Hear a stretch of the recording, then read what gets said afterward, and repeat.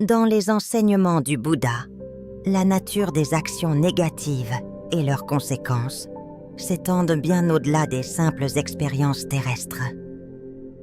Il est compris que nos actions, motivées par nos intentions et émotions, façonnent non seulement notre existence présente, mais aussi le déroulement de nos vies futures. Chaque pensée, chaque mot et chaque action plante une graine, créant un effet d'onde qui peut affecter notre parcours spirituel bien au-delà de ce moment. Le Bouddha explique que les kleshas, ou les poisons de l'esprit, la cupidité, la haine et l'ignorance, sont les causes profondes de toute souffrance. Ce ne sont pas simplement des défaillances momentanées ou des instances isolées. Ce sont des distorsions fondamentales dans notre perception de la réalité. Ces émotions négatives sont profondément enracinées dans nos attachements, nos désirs et nos peurs. Elles obscurcissent notre jugement et nous piègent dans des cycles de souffrance répétitives, nous éloignant de la clarté et de la paix de l'illumination. Ce qui rend ces actions encore plus significatives dans le bouddhisme, c'est la loi karmique qui les gouverne. Chacune de nos actions, qu'elles soient motivées par la compassion ou alimentées par ces poisons, laisse une marque indélébile sur notre karma, façonnant notre avenir de manière que nous ne comprenons peut-être pas pleinement. Ce karma ne nous affecte pas seulement ici et maintenant. Il impacte les expériences que nous aurons dans nos vies futures. Il façonne notre existence à mesure que nous avançons à travers les cycles de naissance, de mort et de renaissance. De cette manière, les actions négatives ne causent pas seulement un mal immédiat. Elles ont des conséquences et qui s'étendent loin dans l'avenir, nous affectant profondément et souvent de manière cachée. Un des aspects les plus puissants de cet enseignement est la compréhension que ces actions négatives ne sont pas éphémères. Contrairement aux douleurs transitoires des blessures physiques, les blessures émotionnelles et spirituelles causées par des actions nuisibles s'accrochent à nous comme une ombre. Ces empreintes sur notre conscience restent avec nous, s'accumulant à travers les vies, affectant la manière dont nous interagissons avec les autres et la façon dont nous percevons le monde. Elles créent des blocages dans notre progrès spirituel, nous empêchant d'accéder aux états plus profonds de méditation et de discernement. Quelle est alors la solution? Les enseignements du Bouddha soulignent l'importance de la pleine conscience et de la vigilance. C'est à travers la pratique continue de la méditation et de l'autoréflexion que nous commençons à voir ces poisons pour ce qu'ils sont, des illusions qui obscurcissent notre jugement et nous éloignent du chemin de la libération. En apportant la conscience à nos émotions et actions, nous commençons à desserrer leur emprise sur nous. Au fil du temps, nous pouvons transformer ces tendances négatives en qualités positives, telles que la générosité, la compassion et la sagesse. En fin de compte, dans le bouddhisme, comprendre la nature des actions négatives est une étape cruciale dans le processus d'éveil spirituel. Cela nous permet de voir l'impact profond que nos actions ont non seulement sur nos propres vies, mais aussi sur celles des autres. Le chemin vers l'illumination ne consiste pas simplement à éviter les dommages physiques. Il s'agit de purifier l'esprit, de cultiver des pensées positives et d'agir avec intention. Ce n'est qu'alors que nous pourrons nous libérer des cycles de souffrance qui nous lient au monde matériel, transcendant les limitations de nos attachements et nous rapprochant de la liberté ultime du nirvana. En reconnaissant l'impact durable des actions négatives et en travaillant vers la purification intérieure, nous préparons le chemin d'une vie de paix et d'harmonie. Mais cela commence par la compréhension de cette vérité et par notre engagement à pratiquer la pleine conscience, la compassion et la sagesse chaque jour. Dans le bouddhisme, l'impact de nos actions s'étend au-delà du moment présent, influençant non seulement notre vie actuelle, mais aussi nos vies futures.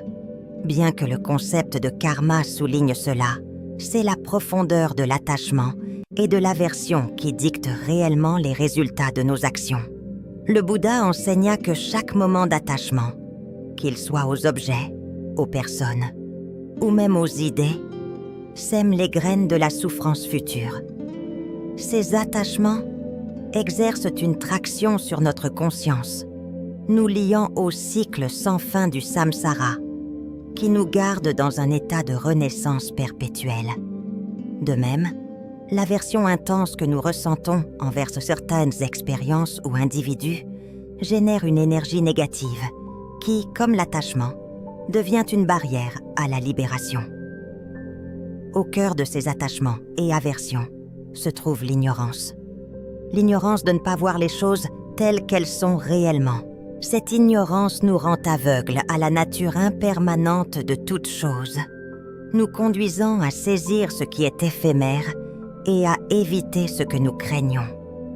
Que ce soit l'attachement au plaisir fugace ou l'aversion aux situations désagréables, les deux génèrent des empreintes karmiques qui nous lient à la souffrance future. Ces actions, bien qu'elles puissent sembler triviales sur le moment, se cumulent avec le temps et leurs conséquences se répercutent tout au long de nos vies. Les graines karmiques négatives semées par l'attachement et l'aversion prennent souvent racine de manière subtile. Nous ne voyons peut-être pas immédiatement les effets de nos actions, mais elles grandissent et prennent morte forme sous la forme d'expériences futures que nous ne pouvons pas contrôler. On peut éprouver des déceptions, des désirs non satisfaits ou des sentiments de colère et de rancune qui semblent disproportionnés par rapport à la situation présente. Ces réponses émotionnelles sont souvent le résultat des attachements et aversions passées qui mûrissent, montrant que les graines que nous semons aujourd'hui finiront par porter des fruits de manière inattendue. Cela souligne l'importance de la pleine conscience à chaque moment. Si nous pouvons maintenir la conscience de la nature impermanente et interconnectée de toutes choses, nous pouvons commencer à dissoudre la base même de l'attachement et de l'aversion. Avec cette conscience, nous développons un sens de l'équanimité, un esprit équilibré qui reste indifférent aux circonstances extérieures. Un tel état d'esprit est essentiel pour cultiver la compassion et la sagesse, car il nous permet d'interagir avec les autres et le monde sans les distorsions de nos biais personnels. Nous commençons à voir les choses plus clairement, non à travers le prisme de nos désirs ou de nos peurs, mais telles qu'elles sont réellement. C'est cette clarté de vision qui mène à la liberté des cycles sans fin de naissance, de mort et de renaissance. En pratiquant le détachement, non pas dans le sens de rejeter le monde, mais en abandonnant nos attachements à celui-ci, nous pouvons commencer à emprunter le chemin de l'illumination, libérés du poids du karma et de ses conséquences. Pour nous libérer de ces enchevêtrements, nous devons pratiquer la méditation, la contemplation et la pleine conscience. Chacune de ces pratiques nous aide à tourner notre regard vers l'intérieur et à examiner nos tendances, mettant en lumière les schémas inconscients d'attachement et d'aversion qui dirigent nos actions. Avec un effort constant et un désir sincère de purifier l'esprit, nous pouvons lentement démêler les nœuds du karma, pas à pas, jusqu'à ce que nous nous trouvions libérés, non seulement du poids de nos actions passées, mais aussi des forces mêmes qui nous ont conduits à agir ainsi. Cette liberté n'est pas simplement une libération de la souffrance, mais une transformation profonde de la conscience, où l'esprit n'est plus obscurci par les voiles de l'attachement, de l'aversion et de l'ignorance. Dans le chemin vers l'éveil spirituel, l'une des pratiques les plus transformatrices du bouddhisme est la cultivation de la compassion et de la sagesse. Ces deux vertus sont considérées comme essentielles pour purifier l'esprit et l'âme, et elles servent d'antidote aux forces destructrices de la cupidité, de la haine et de l'ignorance. La compassion, en particulier, agit comme un pont entre soi et les autres, favorisant la compréhension, l'empathie et l'amour. C'est grâce à la compassion que nous commençons à transcender les limites étroites de nos désirs personnels et à étendre la bonté et les soins à tous les êtres, sans exception. La compassion n'est pas simplement un sentiment passif de sympathie envers les autres, mais une force active qui nous pousse à alléger la souffrance chaque fois que nous la rencontrons. C'est la reconnaissance que la souffrance d'un être est interconnectée avec la souffrance de tous et que pour trouver véritablement la paix, nous devons œuvrer pour la libération de tous les êtres sensibles. Cet amour désintéressé est une pierre angulaire du chemin bouddhiste, guidant les pratiquants à cultiver une attitude d'amour bienveillant, metta, qui est inconditionnelle et sans limite. Cependant, cette compassion doit être accompagnée de sagesse afin d'éviter de devenir égarée ou excessivement étendue. La sagesse dans le bouddhisme fait référence à la compréhension profonde de la véritable nature de la réalité. La réalisation que toutes choses sont impermanentes, interdépendantes et dépourvues d'existence inhérente. Avec la sagesse, nous sommes capables de voir au-delà de la surface des choses et de reconnaître les schémas sous-jacents de cause à effet qui façonnent nos expériences. C'est grâce à la sagesse que nous comprenons l'interconnexion de tous les phénomènes, y compris l'interdépendance entre nos actions et leurs conséquences. La sagesse nous permet de voir à travers l'illusion de la permanence et nous encourage à libérer nos attachements aux choses fugaces. Dans le bouddhisme, cette profonde vision de la nature de la réalité est connue sous le nom de juste vision, et elle constitue la base sur laquelle le reste du noble chemin est construit. Au fur et à mesure que nous cultivons la compassion et la sagesse, nous commençons également à développer un sens profond du non-attachement, non pas dans le sens de rejeter le monde, mais dans le sens de laisser aller notre attachement malsain à celui-ci. Le non-attachement signifie reconnaître la nature transitoire de toute chose, y compris nos émotions, nos désirs et même nos relations. Ce n'est pas un déni de ces aspects de la vie, mais plutôt une compréhension qu'ils ne sont pas permanents et que s'y accrocher ne fait que créer de la souffrance. En pratiquant le non-attachement, nous nous libérons de la tyrannie de nos désirs et de nos attachements, créant de l'espace pour que la paix et la liberté intérieure émergent. Ce processus de cultivation de la compassion, de la sagesse et du non-attachement n'est pas immédiat. Il nécessite une pratique constante et de la pleine conscience.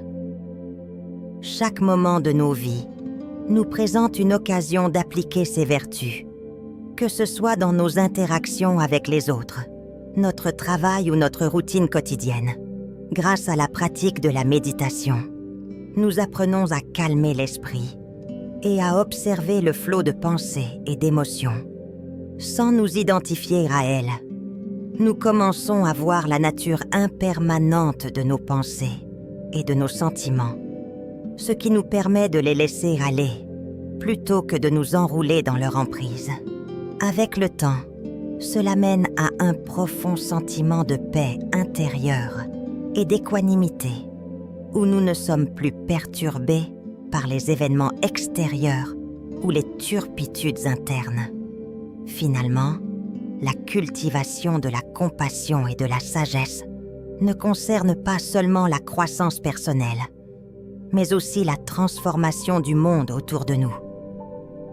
En incarnant ces vertus, nous devenons des agents de changement dans le monde, inspirant les autres à suivre le chemin de la paix, de l'amour et de la compréhension. Par nos actions, nos paroles et nos pensées, nous pouvons aider à élever ceux qui nous entourent et contribuer à la guérison collective du monde. C'est cela, la véritable essence du bouddhisme. Non seulement un chemin vers la libération personnelle, mais un chemin qui mène à la libération de tous les êtres. Dans la pratique bouddhiste, il existe une compréhension profonde que l'esprit est la racine de toute souffrance et de tout bonheur. C'est l'esprit qui façonne nos expériences et perceptions, colorant notre manière d'interagir avec le monde autour de nous. Le Bouddha enseigna que l'esprit n'est pas un observateur passif, mais un participant actif dans la création de notre réalité. Nos pensées, émotions et intentions proviennent de l'esprit, et elles façonnent la trajectoire de nos vies. Si notre esprit est obscurci par des pensées négatives, la cupidité, la colère ou l'ignorance, alors nos expériences reflèteront naturellement ces perturbations, créant des cycles de souffrance.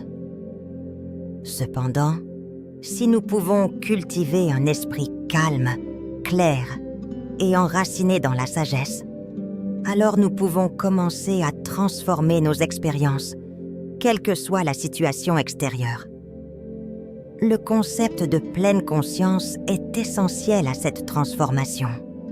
La pleine conscience est la pratique de vivre pleinement présent et conscient à chaque moment, sans jugement ni distraction. Il s'agit d'observer les pensées et émotions qui surgissent dans l'esprit sans s'y attacher.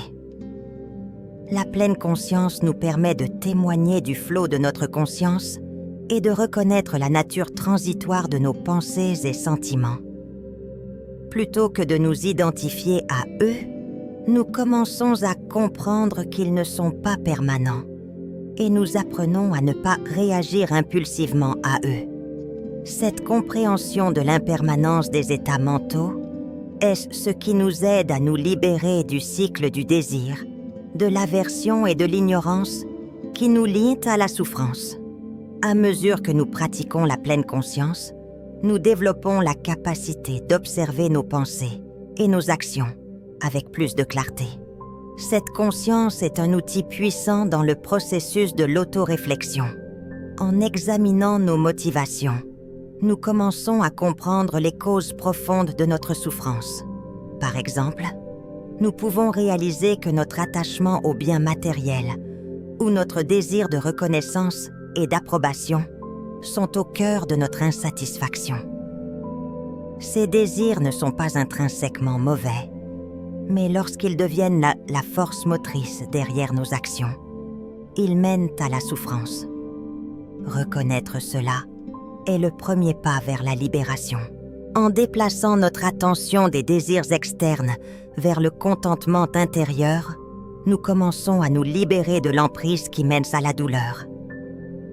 À travers la méditation, nous apprenons également à développer une connexion plus profonde avec notre moi intérieur. La méditation est la pratique de cultiver un esprit calme et concentré, libre de distractions. C'est à travers la méditation que nous commençons à observer de plus près le fonctionnement de l'esprit. Lorsque nous nous asseyons en silence, nous témoignons des pensées, émotions et sensations qui surgissent. Et à travers cette observation, nous développons une compréhension de leur nature impermanente. Avec le temps, cette pratique conduit à un profond sentiment de paix et d'introspection, nous permettant de vivre avec plus de clarté et de sagesse. En plus de la pleine conscience et de la méditation, la pratique de l'action compatissante est également un aspect important de la pratique bouddhiste. Bien que cultivant une compréhension de l'esprit soit crucial pour la libération personnelle, il est tout aussi important de reconnaître que nos actions affectent les autres. Dans le bouddhisme, on enseigne que nos actions ne sont pas isolées, mais sont profondément interconnectées avec le bien-être des autres. Par conséquent, cultiver un esprit compatissant ne concerne pas seulement la croissance personnelle, mais aussi la promotion du bien-être de tous les êtres. Cette conscience de notre interconnexion favorise un sens de responsabilité et nous encourage à agir avec bienveillance, générosité et empathie envers les autres. En intégrant la pleine conscience, la méditation et l'action compatissante dans nos vies quotidiennes, nous nous rapprochons de l'objectif ultime de l'illumination.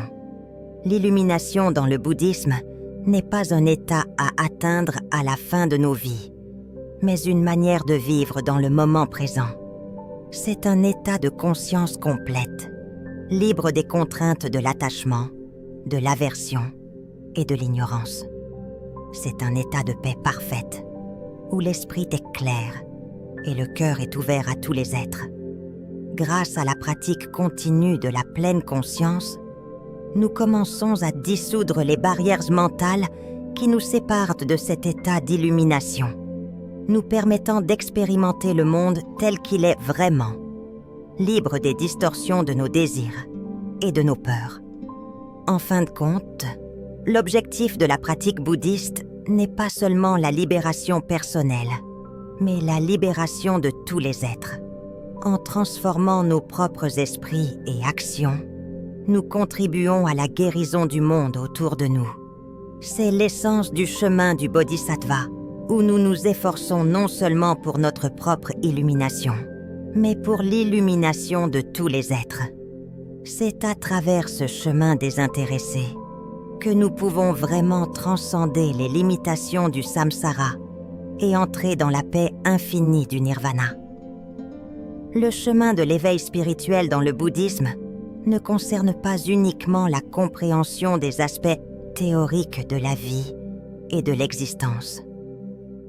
Il est également profondément ancré dans l'application pratique, les actions que nous entreprenons, les décisions que nous prenons et la manière dont nous interagissons avec le monde. Chaque moment de nos vies présente une occasion de pratiquer les enseignements du Bouddha, et à travers ces pratiques, nous commençons à transformer nos esprits et nos cœurs. L'une des pratiques les plus importantes dans le bouddhisme est la cultivation de la bonne action. La bonne action consiste à vivre en harmonie avec des principes éthiques qui s'alignent avec les enseignements du Bouddha. Il s'agit de vivre avec intégrité, compassion et sagesse, et d'agir de manière à promouvoir le bien-être de tous les êtres, y compris nous-mêmes. Afin de vivre une vie d'action juste, nous devons d'abord cultiver la bonne intention. Le Bouddha a enseigné que nos actions proviennent de nos intentions. Si nos intentions sont enracinées dans la sagesse et la compassion, nos actions les reflèteront, créant un karma positif qui mène à la libération. Cependant, si nos intentions sont guidées par des désirs égoïstes, l'attachement ou l'aversion, nos actions causeront de la souffrance, à la fois pour nous-mêmes et pour les autres. Par conséquent, la base de l'action juste réside dans l'état d'esprit que nous cultivons. En nourrissant des intentions positives telles que la bienveillance, la générosité et l'honnêteté, nous sommes plus enclins à entreprendre des actions qui bénéficient à la fois à nous-mêmes et aux autres. L'un des aspects clés de l'action juste est l'absence de préjudice. Les enseignements du Bouddha soulignent l'importance de s'abstenir de causer du tort aux autres, que ce soit par la violence physique, les abus verbaux ou la cruauté mentale. Ce principe de non-préjudice s'étend non seulement aux êtres humains, mais à tous les êtres sensibles, Dans le bouddhisme, la compréhension de l'interconnexion joue un rôle crucial dans la culture de la compassion et du non-préjudice. Lorsque nous reconnaissons que tous les êtres sont interdépendants et que leur souffrance est notre souffrance, nous cherchons naturellement à éviter de causer du tort et à promouvoir la paix et le bonheur. Un autre aspect essentiel de l'action, juste ça, est la générosité. La générosité ou dana est considérée comme l'une des vertus les plus élevées dans le bouddhisme. Il ne s'agit pas seulement de donner des possessions matérielles, mais aussi de donner notre temps, notre énergie et notre amour aux autres. La générosité aide à briser les barrières de l'égoïsme et de l'attachement, et elle nous permet de cultiver un sentiment d'abondance et d'interconnexion. Lorsque nous pratiquons la générosité, nous nous rappelons que le véritable bonheur ne vient pas de l'accumulation de biens ou de richesses, mais du partage et du don aux autres sans rien attendre en retour. Cette pratique du don mène à une plus grande croissance spirituelle, car elle nous aide à transcender l'ego et à développer un cœur rempli de compassion et d'amour. Parallèlement à la générosité, la pratique de la parole juste est essentielle à l'action juste. Les mots que nous prononçons ont un pouvoir immense. Ils peuvent élever et guérir, ou ils peuvent te nuire et détruire. Dans le bouddhisme, la parole juste consiste à parler de manière véridique, bienveillante et sans malveillance. Cela signifie s'abstenir de mentir, de colporter des rumeurs ou de parler durement. La parole juste ne concerne pas seulement les mots que nous disons, mais aussi l'énergie qui les accompagne. Lorsque nous parlons avec pleine conscience et conscience, nos paroles peuvent devenir un outil puissant pour créer l'harmonie et la compréhension dans nos relations avec les autres. C'est à travers la parole juste que nous favorisons une communication basée sur la vérité, la bienveillance et le respect mutuel.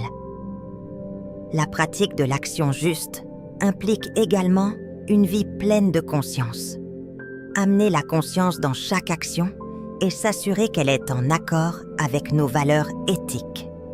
Cela signifie s'engager dans les activités quotidiennes avec un sens de but et de pleine conscience, que ce soit en mangeant, en travaillant ou simplement en interagissant avec les autres. Lorsque nous vivons en pleine conscience, nous sommes plus enclins à prendre des décisions qui sont en accord avec le chemin de l'illumination. Et nous devenons plus sensibles à l'impact de nos actions sur les autres. À mesure que nous continuons sur le chemin de l'action juste, nous commençons à voir les effets profonds que cela a sur nos vies. Grâce à une pratique constante, nous transformons nos habitudes, nos relations et notre perception du monde. Nous développons un profond sentiment de paix et de contentement, sachant que nos actions sont enracinées dans la sagesse, la compassion et la pleine conscience. En pratiquant l'action juste, nous améliorons non seulement nos propres vies, mais nous contribuons également au bien-être de tous les êtres sensibles. Lorsque vous réfléchissez à ces enseignements, rappelez-vous que le chemin de l'illumination est un processus graduel. Chaque pas que vous faites, peu importe sa taille, vous rapproche de votre véritable nature. Adoptez la pratique de l'action juste dans votre vie quotidienne et voyez comment elle transforme votre esprit, votre cœur et vos relations. Si vous avez trouvé cette vidéo éclairante, n'oubliez pas de liker et de vous abonner. Rejoignez-nous sur ce chemin d'éveil spirituel et marchons ensemble vers la paix, la sagesse et la compassion. Restez connectés et que votre chemin soit rempli de lumière et d'amour.